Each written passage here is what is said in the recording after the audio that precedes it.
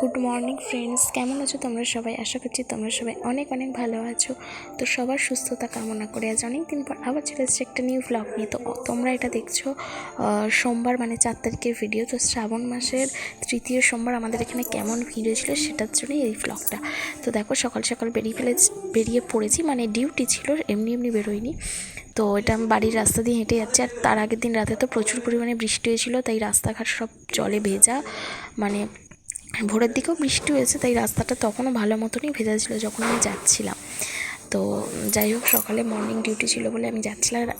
আর আমাদের এখানের মানে ভেতরের রাস্তাতেও প্রচুর যাত্রী পাস হয়, যেহেতু অনেকটা ভিড় হয়েছিল।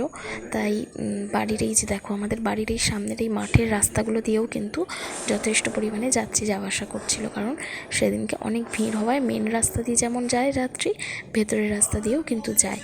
বলতে পারো পথ হারিয়েও অনেকে আসে, আবার অনেকে মানে আগে এসেছে চেনা এরকম বলেও যায়।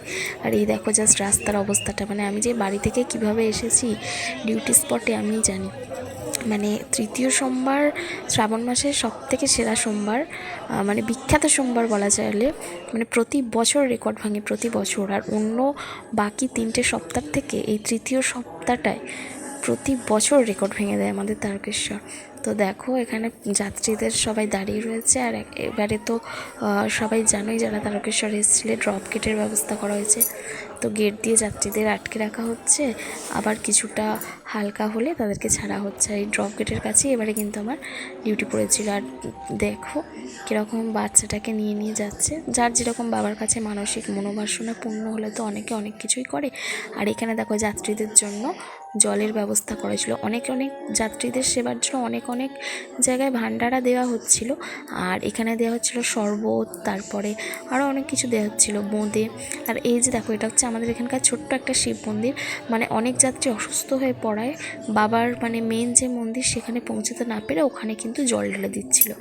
তো যাই হোক, তারপরে আমি বাড়ি চলে এসেছি। আর সেদিনকে সোমবারটা আমি করেছিলাম। তো বাড়ি চলে এসেছি, বাড়ি চলে এসে কিছু কাজ ছিল, কাজগুলো করে যেহেতু বাবার মাথায় জল ঢালবো তাই সব কিছু পরিষ্কার করে দিচ্ছিলাম। তো সব কিছু পরিষ্কার করে নিয়ে স্নান করে সেই সোমবারটা পালন করেছিলাম। তো ব্লগটা তোমাদের কেমন লাগলো জানিও, আশা করি ভালো লেগেছে। আর আরও নতুন নতুন ভিডিও পেতে চ্যানেলটাকে সাবস্ক্রাইব করো। আজকের ব্লগটা এই পর্যন্তই, দেখা হবে আগামীকাল নতুন কোনো ব্লগে। টাটা।